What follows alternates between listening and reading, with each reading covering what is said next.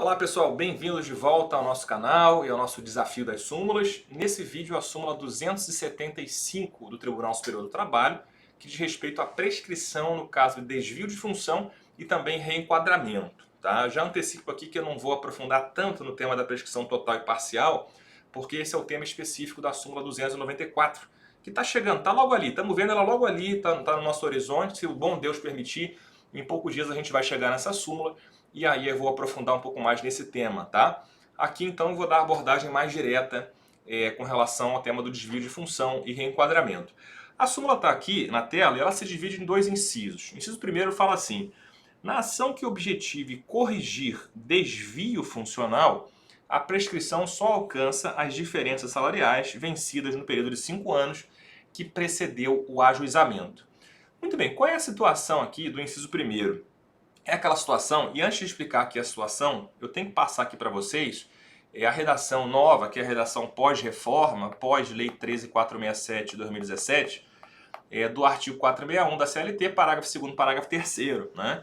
Porque o parágrafo 2º fala assim, o 461 é aquele artigo, lembram, que fala sobre equiparação salarial, com relação ao direito que os empregados têm de receber salário igual, no caso em que haja uma função igual, as tarefas desempenhadas sejam as mesmas, e aí, claro, pelo princípio da isonomia, a gente vai ter o direito de equiparação salarial, tá? E o parágrafo 2º exclui a equiparação em qual caso? Ele fala o seguinte, olha, os dispositivos desse artigo, quer dizer, a equiparação salarial não prevalecerão quando o empregador tiver pessoal organizado em quadro de carreira, ou adotar por meio de norma interna da empresa ou negociação coletiva plano de cargos e salários, dispensada qualquer forma de homologação ou registro em órgão público. O parágrafo 3º complementa, dizendo que nesse caso, o parágrafo 2º, as promoções podem ser feitas por merecimento e por antiguidade ou por apenas um desses critérios dentro de cada categoria profissional. Ou seja, é aquela situação da empresa que já tem um plano de cargos e salários, vou abreviar aqui, PCS, plano de cargos e salários, ou então o chamado QC, o quadro de carreira, né? E já prevê, olha, eu vou ter, por exemplo, digamos aí, uma empresa que trabalha no ramo de auditoria, né? E aí, digamos que ela tem, auditor nível 1, eu tenho o auditor nível 2, o nível 3 e assim vai, tá? E aí ela preveja, digamos que essa empresa aqui preveja que as promoções serão por antiguidade, né? E fala, olha, a cada 3 anos, então, esse empregado ele passa do nível 1 para o nível 2, para o 3 e assim vai. Ou então pode ser por merecimento também, né? Ela prevê, olha, vai ser feita uma avaliação periódica de desempenho e se esse empregado alcançar tal e tal objetivo, por exemplo, ele vai passar para o próximo cargo, para o próximo nível aqui. Perceba, se for essa situação, né, a empresa tem esse plano de cargos e salários, tem um quadro de carreira organizado, né, que prevê, por exemplo, o nível de cada trabalhador, né, perceba, não vai se aplicar aqui o princípio da equiparação, não vão se aplicar as normas relativas à equiparação salarial, né, ainda que a função eventualmente desempenhada pelo auditor 1, auditor 2, auditor 3 sejam as mesmas. Né? Por quê? Porque existe um fato impeditivo aqui. Isso aqui seria um fato impeditivo do direito à equiparação, né? E sendo fato impeditivo, é claro que o ônus de provar esse fato impeditivo vai ser do empregador, né? Inclusive é um tema que a gente mencionou aqui quando a gente estudou a súmula 6 do TST. Tá? Se você não viu esse vídeo ainda, está aqui no canal, é só você escrever lá na pesquisa do YouTube, súmula 6, Felipe Bernardi, vai aparecer o vídeo, tá? Beleza, então esse é o raciocínio. O que pode acontecer aqui, né? Eu dei um exemplo aqui em que a gente tem a função idêntica, do auditor número 1 para o auditor 2 para o 3, tá? Pode ser que mude até o cargo, né? Pode ser que mude até a função. Então, digamos lá, digamos que a empresa se organiza, olha, eu tenho um auditor, por exemplo, externo, um exemplo aqui, sei lá, que eu estou inventando agora, tá? Auditor externo e eu tenho o auditor interno.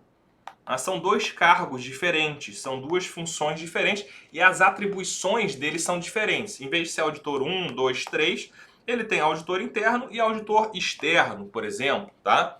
E aí, digamos que o auditor interno, ele ganhe mais. Ele ganha mais dinheiro do que o auditor externo. O interno ganha mais, tá? E aí, digamos que na prática, o que a empresa fez? A empresa fez o chamado, deixa eu voltar aqui para essa tela agora aqui, tá? Então eu tenho um auditor interno, tá? Auditor interno. que, digamos aqui no meu exemplo, ele tem um salário maior, ele ganha mais dinheiro, e eu tenho o auditor externo. Aqui no meu exemplo tosco que eu acabei de inventar, tá? Não liguem aqui pro exemplo, mas poderia ser com qualquer tipo de cargo, tá? Auditor externo, ele ganha menos, tá? Ele ganha menos dinheiro, tá? E aí, digamos que eu tenho um empregado que esteja enquadrado, né? A carteira de trabalho dele está anotada, né? E a ficha de registro e tal, ele está anotado como auditor externo.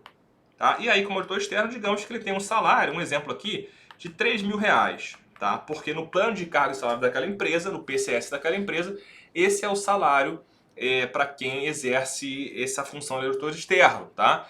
Até pode acontecer também, aqui um detalhezinho importante, até pode acontecer que a empresa não tenha essa divisão de atribuições e esse valor de remuneração de forma clara num plano de cargos e salários. Mas pode ser que fique comprovado que existe uma política empresarial, ou seja, a própria empresa se organiza na prática, mesmo que, volto a dizer, não existe o PCS formal nesse caso, não existe um regulamento formal, mas na prática se observa que a empresa ela tem essa política, ou seja, existem empregados que são auditores internos e outros que são externos, sendo que os externos ganham 3 mil e os internos, por exemplo, ganham 4 mil reais. Eles têm um salário superior, tá? Porque a função é mais complexa, enfim, exige uma confiança maior. E aí, seja porque existe um PCS nesse sentido, seja porque existe uma política na prática empresarial que divide as funções, a gente tem claramente na empresa essa diferença de funções. Essa diferença, portanto, do auditor externo para o auditor interno, tá? E aí, o que a súmula está falando para nós é o seguinte: nessa situação, tá? Se esse auditor, que é um externo, ele, digamos que ele comece a desempenhar na prática, ele começa a exercer as funções do outro.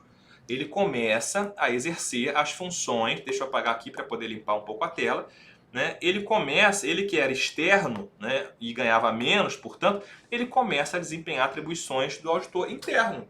Né? Sendo que existe lá o PCS, ou então existe a política empresarial informal, como eu falei, mas que é muito clara nesse sentido, e ele começa a exercer isso. O que a súmula diz para nós é o seguinte: essa prescrição aqui, né, digamos, a gente está aqui, por exemplo, setembro de 2023, quando eu gravo esse vídeo.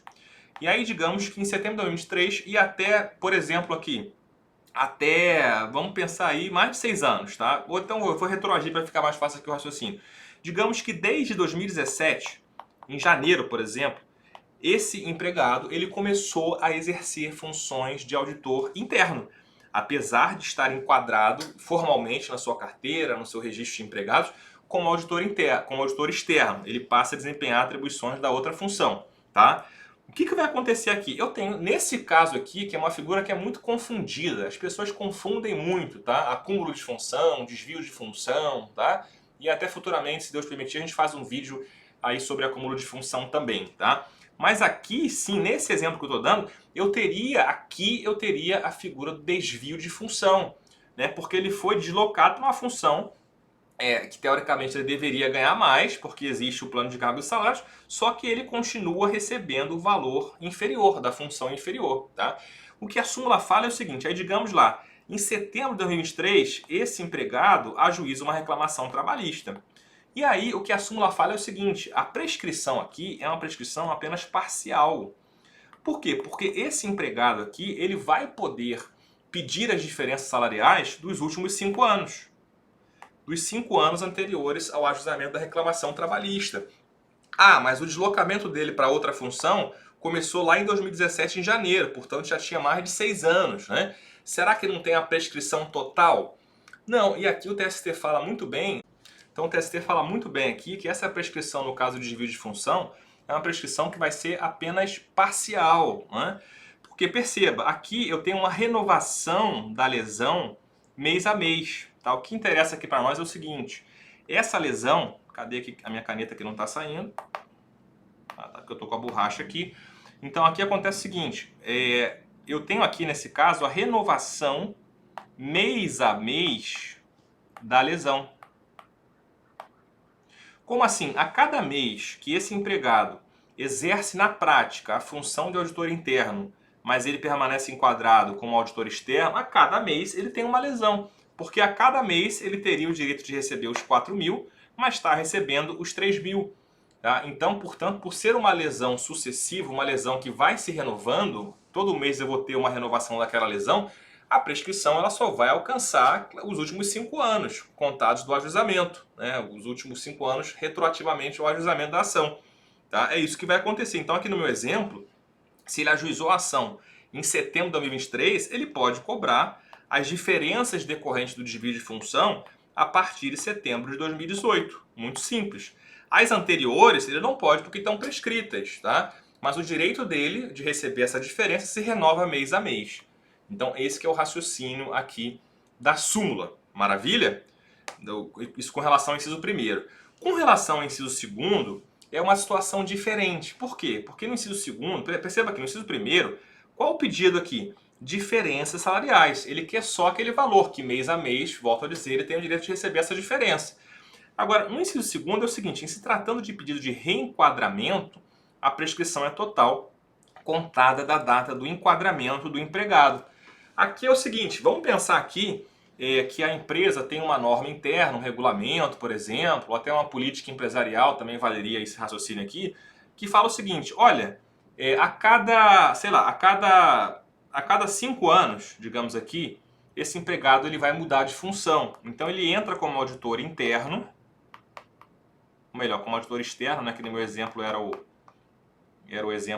a pessoa que ganhava menos, e aí depois de 5 anos ele passa para auditor interno. Tá? Digamos que a empresa tem essa norma interna. E aí, digamos lá que em janeiro de 2017, esse empregado completou os 5 anos. Ele completou os 5 anos e aí faria jus a ser enquadrado, portanto, como auditor interno. Ele teria direito, portanto, de que a sua carteira de trabalho fosse registrada como auditor interno. Tá? Agora esquece essa diferença salarial. Eu estou focando agora no cargo que ele vai ocupar. Na função, no cargo que ele vai ocupar em caráter definitivo. Tá? Só que a empresa não fez isso. A empresa não fez isso e aí digamos que depois revogou esse regulamento, né? Esse regulamento foi alterado, deixou de existir, etc, coisa e tal.